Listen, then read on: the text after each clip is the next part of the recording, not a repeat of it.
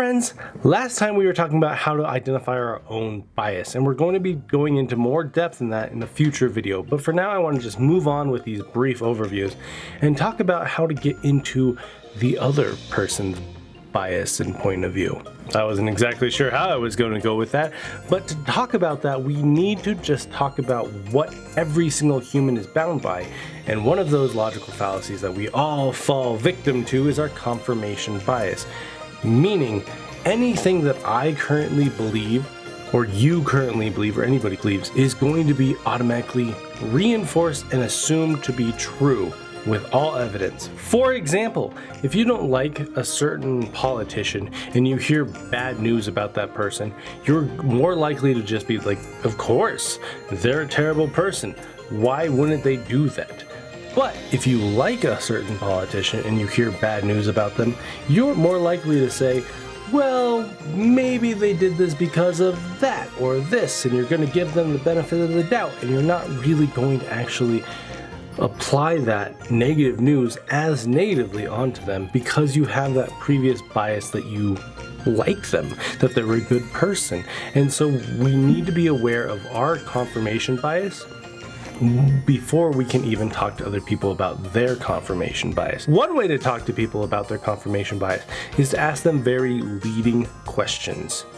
For example, back to that politician example. If they like a certain politician, I want to talk to them about their support for this person, I'm going to ask them exactly why they support this person, what policies they support, what about this person resonates with them, and just keep going deeper and deeper and deeper into that, and just challenge, not directly challenge, but challenge their thought process, and just ask them over and over and over positive questions about why they're supporting this person.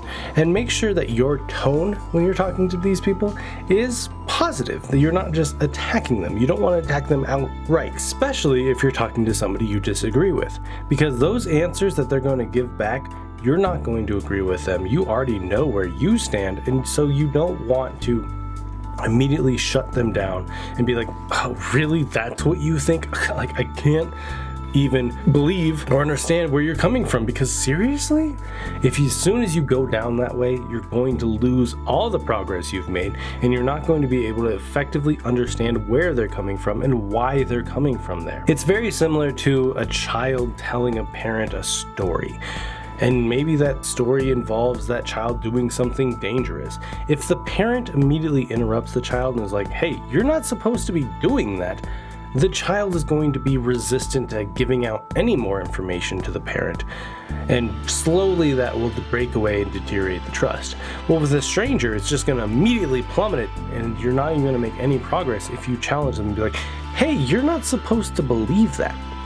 So while you're asking these leading questions, because you're trying to find out exactly what they believe and why they believe it, make sure that you keep yourself in check, keep your emotions in check, and keep your mouth shut.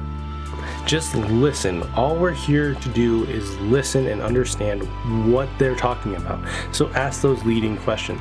Maybe come up with them beforehand. Write them down on a list.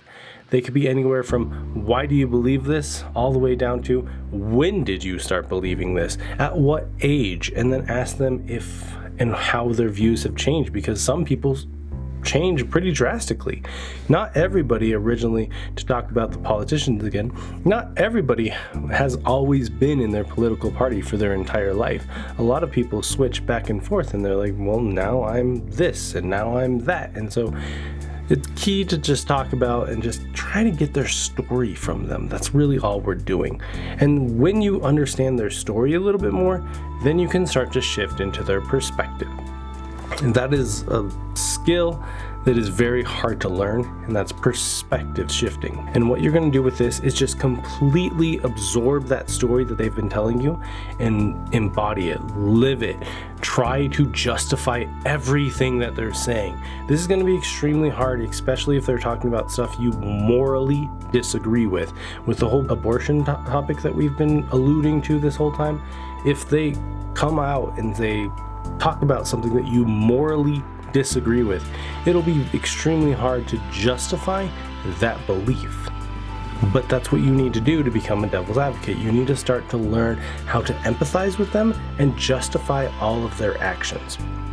All of us humans, we tend to justify and make excuses for our own actions and our own shortcomings and to elevate them above everybody else. For example, if I'm running late to a party, I may still feel guilty, but I'll be able to be like, you know, I was stuck at a red light, and then somebody cut me off, then when I got out of the car, I couldn't find a parking space, and then this old lady needed help because she dropped a bag, and, you know, I can make excuses and justifications over and over and over, but if I'm hosting a party and somebody shows up late, I don't have that back knowledge. I don't have that story that they're coming from. All I know is that they're late to this party, and I expected them to be on time. So that's really what you want to talk about, is try to shift yourself into that person while listening to their story and come up with those excuses for them, come up with those justifications. Sometimes with these leading questions, people will answer with those justifications and those excuses, and they'll give them to you, and then you just need to mentally apply them and copy and paste essentially. But if they don't, and they just give you very dry answers, then you'll want to come up with those yourself. And if you struggle with understanding it, talk to them more. And whether this is online, whether this is in person, whether this is in a meetup, just talk to them more.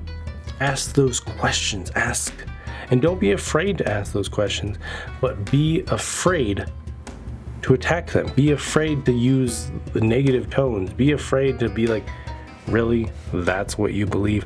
And if you can do all of that, then you can make the first step into understanding that person's perspective and that bias and why they wear pink cat ears. Wait, this is the wrong one. Oh. Bye, friends.